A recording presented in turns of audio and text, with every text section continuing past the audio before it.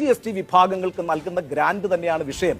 അവിടുത്തെ പ്രശ്നം എന്ന് പറയുന്നത് ഈ SC/STയിൽ നിന്ന് വരുന്ന ആളുകൾ ഈ പറയുന്ന ദളിത് ഇമേജ് വെച്ചുകൊണ്ട് അല്ലെങ്കിൽ ദളിത് എന്ന് പറയുന്ന ബാനറിൽ പല കാര്യങ്ങളും അനാവശ്യമായി നേടിയെടുക്കുന്നു എന്നൊരാക്ഷേപം പൊതുസമൂഹം രഹസ്യമായി പങ്കുവെക്കുന്നുണ്ട്. അതൊരു സവർണ മനസ്സാണ്, അതൊരു സവർണ സമീപനമാണ്.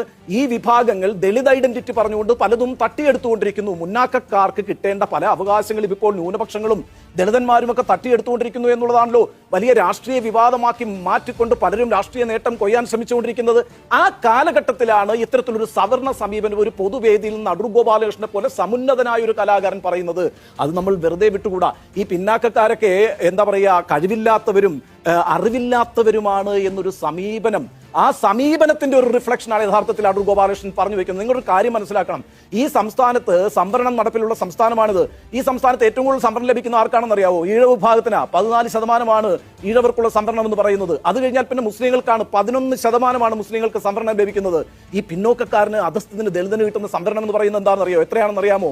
പട്ടികജാതി പട്ടികവർഗത്തിന് കിട്ടുന്ന സംവരണം എന്ന് പറയുന്നത് കേവലം 8% മാത്രമാണ്. അപ്പോഴാണ് സംവരണത്തിന്റെ പേരിൽ പലതും ഇവർ തട്ടിയെടുത്തുകൊണ്ടിരിക്കുന്നു എന്നൊരു ആക്ഷേപം ഉന്നയിക്കുന്നത്. എന്തുമാകട്ടെ, ഈ പറയുന്ന പിന്നാക്കക്കാരോടുള്ള സമീപനം എന്ന് പറയുന്നത് അവര് ഈ കാര്യത്തിലൊന്നും വലിയ വിവരമില്ലാത്ത ആളുകളാണ്. അവർക്ക് പൈസയൊക്കെ കൊടുക്കുമ്പോൾ ക്യാമറ എന്താണെന്ന് അറിയാമോ, ലൈറ്റിംഗ് എന്താണെന്ന് അറിയാമോ, എഡിറ്റിംഗ് എന്താണെന്ന് അറിയാമോ എന്നൊക്കെ പരിശോധിക്കണമെന്ന് പറയുന്നത് ഒരു സവർണ മനസ്സിന്റെ പ്രതിഫലനമാണ് എന്ന കാര്യത്തിൽ തർക്കമൊന്നുമില്ല.